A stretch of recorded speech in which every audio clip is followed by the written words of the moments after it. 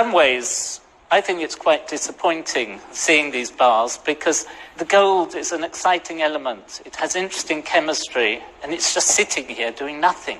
It's enormously impressive, but it's a bit sad, rather like a mausoleum where the dead gold is sitting, waiting for people to remember it.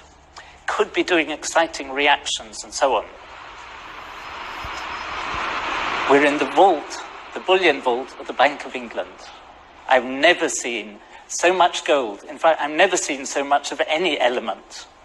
So we're standing here, and each shelf here has got a ton of gold, which is worth £35 million at today's price. Tomorrow it might be worth even more.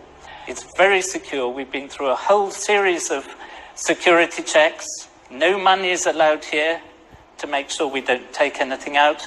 And so we're both really excited to be here. So the camera may be shaking with Brady's excitement. I've never seen large lumps of gold, and to see it all round is extraordinary. One's first reaction is that it can't possibly be real, because normally you don't see such things. Looks like chocolates in the duty-free at the airport or something like that.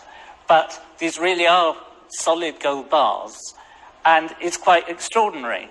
There isn't any smell because metals don't smell, and it's very quiet because of the thick walls and to keep it secure. The weather's been very cold recently, and I was ready to be shivering, but it's nice and warm.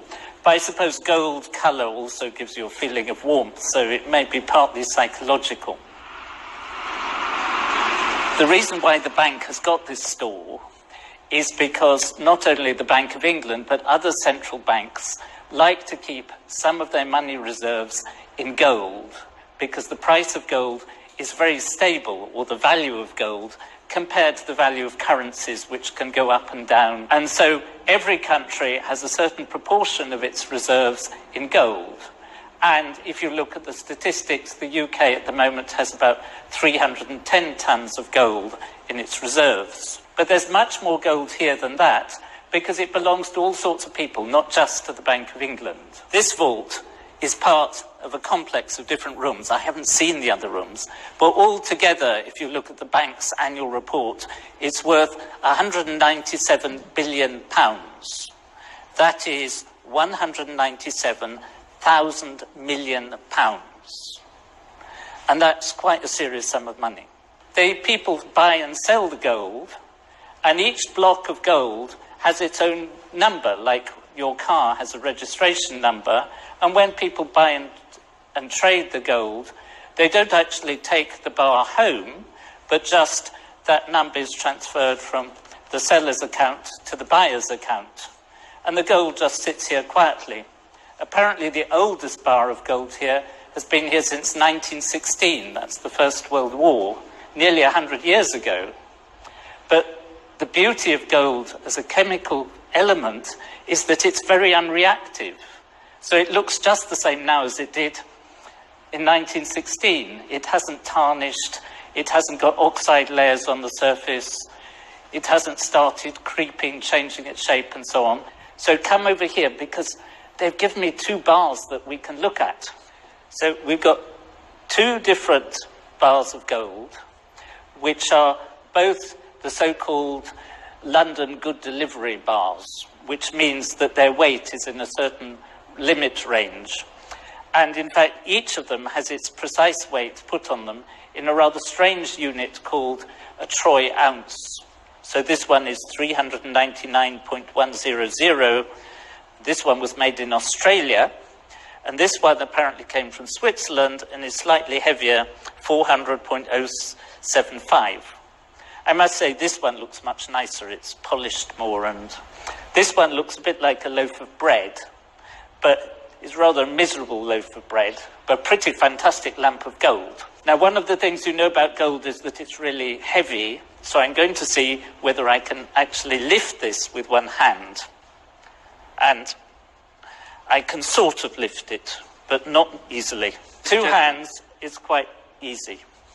So this weighs, each of these in more understandable units, weighs something like 12.4 kilos or 28 pounds. So for those of you who use imperial units, that's 2 stone.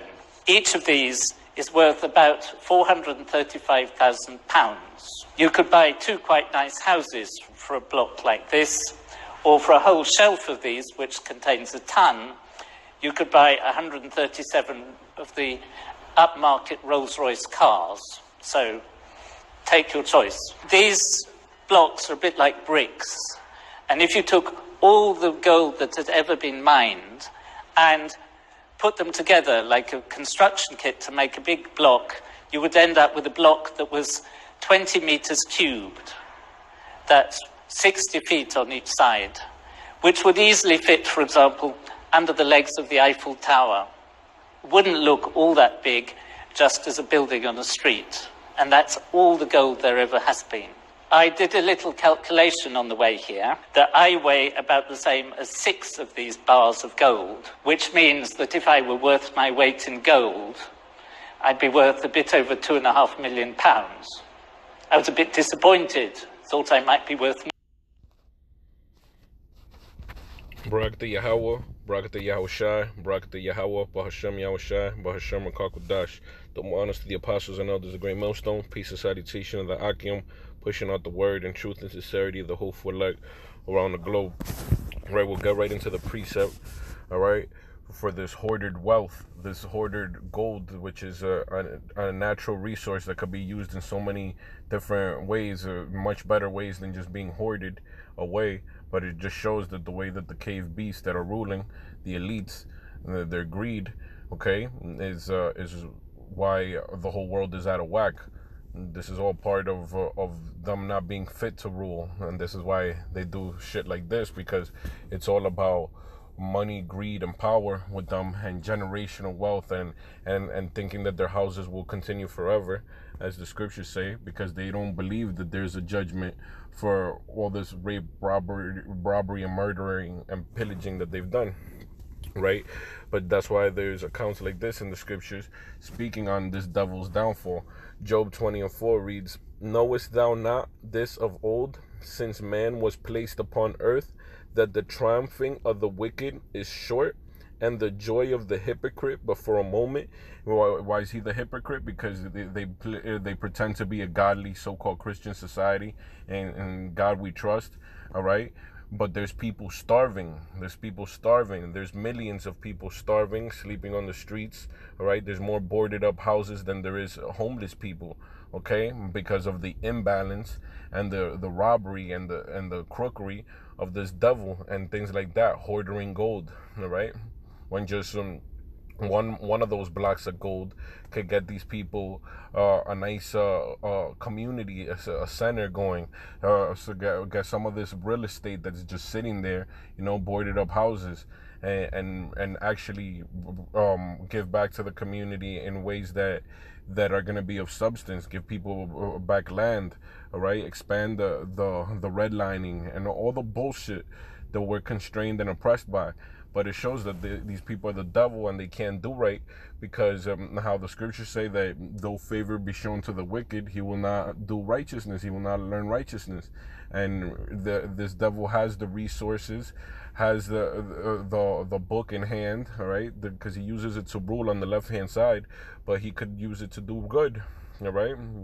Give a land Sabbath, treat things appropriately according to the law, statutes, and commandments of the Heavenly Father, if they really are the so-called Christians, all right? But that's why he's a hypocrite. The joy of the hypocrite, but for a moment, though his excellency mounts up to the heavens, and his head reach unto the clouds, yet he shall perish forever like his own dung, all right? Like his own shit, he's gonna perish forever. All right, even if his excellency mounts up to the heavens, all right, and his head reaches up to the clouds, idolizing that eagle, okay, and that eagle, because it sits at the top, it has that eagle eye that it sees above all. It's a top predator, all right, and all these societies of old, from ancient Rome to Greece, okay, they all had the eagle as an idol in their ancient societies. So it just shows that this is the same man back again, all right? Yet he shall perish forever like his own dung. They which have seen him shall say, where is he? All right, he shall fly away as a dream, and shall not be found. Yeah, he shall be chased away as a vision of the night. The eye also which saw him shall see him no more. All right, this man's going to be forgotten. He's going to be cut off. The eye shall also which saw him shall see him no more, neither shall his place any more behold him. His children shall seek to please the poor, and his hands shall restore their goods. His bones are full of the sin of his youth, which shall lie down with him in the dust. All right? The sin of his youth is that since the beginning of time, going back to even Cain, this damn devil has been a murderer. Okay, and that's what he is. He's a murderer, an unjust killer, a false accuser. All right, an accuser of thy brethren. His bones are full of the sin of his youth, which shall lie down with him in the dust. Though wickedness be sweet in his mouth, though he hide it under his tongue. All right, because he hides his wickedness. He comes with a smooth tongue, or he comes with words smoother than butter. All right, but war was in his heart, as it is written in Psalms. Though wickedness be sweet in his mouth, though he hide it under his tongue, though he spare it and forsake it not, but keep it still within his mouth, yet his meat in his bowels is turned. It is the gall of asps within him. He hath swallowed down riches, and he shall vomit them up again. All right, that's all these devils and their little gold bullion vaults, okay, that they want to hoard it, okay. They swallowed down all these riches by robbing and murdering the lands, okay? But he's going to vomit them up again. God shall cast them out of his belly. He shall suck the poison of asps. The viper's tongue shall slay him. He shall not see the rivers, the floods, the brooks of honey and butter, all right? Because the kingdom's not for him. All right, that which he labored for shall he restore. All right, because this paradise, this utopia he's trying to build. All right, the Lord's talking about that while he's about to fill his belly, he's gonna get casted down. So he has right now. He's drooling. He's lusting for this new world order agenda. That's why the events you see upon the earth. All right, the infrastructure being set up the way it's being set up. All right, for the purpose of this new world order, all right? But he shall not see the rivers, the floods, the brooks of honey and butter. That which he labored for shall he restore, and shall not swallow it down, okay? This devil's not going to get to swallow. He's going to be there, you know, with his little handkerchief and ready at the dinner table, ready, you know, the proverbial dinner that he's going to be able to fulfill this agenda that he's finally in that God seat. All right, but he's not going to be able to swallow at that table. All right, he's not going to be able to swallow down his food. He's not going to be able to enjoy it. All right, which is the best part of, you know, when you sit down and you know that accomplishment, that king's feast. All right, that this devil is looking for. All right, that which he labored for shall he restore, and shall not swallow it down. According to his substance shall the restitution be, and he shall not rejoice therein. All right, let's go into that word for restitution from the Hebrew word tamura. That which is exchanged, exchange, substitute, recompense. All right, that goes hand in hand with Deuteronomy, the 30th chapter, the 7th verse, that talks about these tables turning. All right, and on this devil, these curses going to come upon the enemies.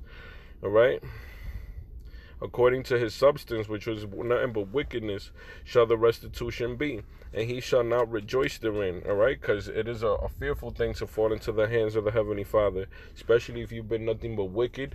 All right, since the beginning of time, this devil got a lot to pay for. It says that he will be rewarded double. Okay. Because he hath oppressed and hath forsaken the poor, because he hath violently taken away a house which he builded not. All right, that's how he has acquired those riches, to go to hoard all this gold, to control economies, cities, and governments. All right, because he has violently oppressed the poor. He's broken the brotherly covenant. All right, he's not a so-called Christian. He's not a God-fearing man. He has oppressed and has forsaken the poor, because he has violently taken away a house which he builded not. All right, free slave labor. That's how your economy boosts. All right, when for hundreds of years you don't have to pay, your workers, for your thriving companies. Okay, controlling whole industries from the so-called diamonds to the fashion industry. All right, the garment industry. Everything that for the manufacturing, having a monopoly on the oil, the gas, the energy. Okay, everything. That's how you have these international bankers that are trillionaires. Okay, he hath violently taken away a house which he builded not. Surely he shall not feel quietness in his belly. He shall not save of that which he desired. There shall none of his meat be left. Therefore shall no man look for his goods. In the fullness of his sufficiency he shall be in straits. Every hand of the wicked shall come upon him. All right, and that's gonna include even the other nations. All right, that servant, these people in a servant position, our people, in a lowly position. Okay, when he is about to fill his belly, God shall cast the fury of his wrath upon him, and shall rain it upon him while he is eating. All right, so while he is eating on that dinner table, this devil is gonna have to pay. He's gonna have to face Yahweh Shai, Michael the archangel, all right, and the angels that are coming to wreak havoc, all right, along with the Lord's elect that are gonna be given that power to withstand this devil in this last day in this war of Armageddon. All right, as it is written, he shall flee from the iron weapon, and the bow of steel shall strike him through. All right, this iron weapon, these thermonuclear missiles, all right, that are going to be let out of these silos that all these major superpowers are going to let off. He shall flee from the iron weapon, and the bow of steel shall strike him through. It is drawn and cometh out of the body. Yeah, the glittering sword cometh out of his gall. Terrors are upon him. All right, that's these missiles leaving their silos. All darkness shall be hid in his secret places. A fire not blown shall consume him. It shall go ill with him that is left in his tabernacle. All right, the elites that are still going to be here. All right, or his people, the lower level Esau, and anybody that isn't even protected by the Lord, which we know that he's not with these heathens. So these lower level heathens are gonna face the wrath of that iron weapon. All right, but these devils, the elites, they're ultimately gonna escape. All right, because they have clearly, as you see, they have all the money in the world for their underground cities, their underground bunkers, their space stations, so they could escape nuclear destruction, so to speak, but just to be the first ones to go into slavery. All right, because that is written. That's in Isaiah the 14th chapter. That's in Revelation the 13th chapter, verse. Let's get that real quick, and we'll close out on that. Revelation 13 and 10. All right. Reads, he that leadeth into captivity shall go into captivity. How did they get this gold? How did they hoard it from the lands? Okay, by rape, robbery, and murdering of the people. He that leadeth into captivity shall go into captivity. All right, they led people, whole nations of people, into captivity. He that killeth with the sword must be killed with the sword. All right, it was written about so-called Christopher Columbus that he didn't put down his sword not for 1 hour. All right, because all he would do is slay. All right, so he's not no hero, but slowly but surely that information is coming out. All right, stirring the pot, because this word is what pulling down strongholds. He that killeth with the sword must be killed with the sword. So he's not no hero. If anything, Columbus is supposed to be killed with the sword. He must be killed with the sword. Here is the patience and the faith of the saints. All right, the saints, the sanctified ones, the elect of the Lord, have to have this patience. All right, or here is our patience, knowing that the Most High is gonna make things right. That He's a just power. He is a just God. Okay, so that's what we have to lean onto and cleave onto, and that is our strength. Lean onto our power, know why things are happening, know where we stand, and what's our place in the book, so we know how to finish strong in the Lord's movie right now. Okay, in the times to come of Jacob's trouble and Armageddon and the end of the world. Okay, because that is the beginning of our world, where Jacob and righteous powers and righteousness will be on the earth. All right, the wrath and vengeance and indignation that the Lord's bringing upon the land is because it's nothing but wickedness, it's filth, and it's not going to go away if the Lord doesn't wipe it off the face of the earth himself. Okay, that's biblical prophecy. Okay, good folks at YouTube. All right, so Dawada, or I pray brothers and a few sisters was edified. Till next time, shalom. All honor, love, glory, and praise to Yahweh, Bahashem Yahushai, Bahashem Rakak Wadash. Shalom.